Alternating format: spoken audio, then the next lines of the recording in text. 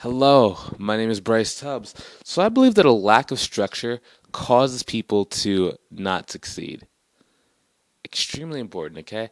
So for me, right, when I was doing e-commerce, I didn't have a lot of structure as far as my accounting principles and my accounting structure was going. So I was receiving a lot of money, sometimes thousands of dollars per month. It was like $20,000 per month, right? But I didn't know exactly where every single area that my money was flowing out of. So I was losing money in the long term, but in the short term, it felt like I was making a lot of money. Everybody that I talk to and everybody that I tell this happens to, like, what? You can make 20,000 in sales in a month and lose money? It's like, yeah, it's very, very, very easy to do that.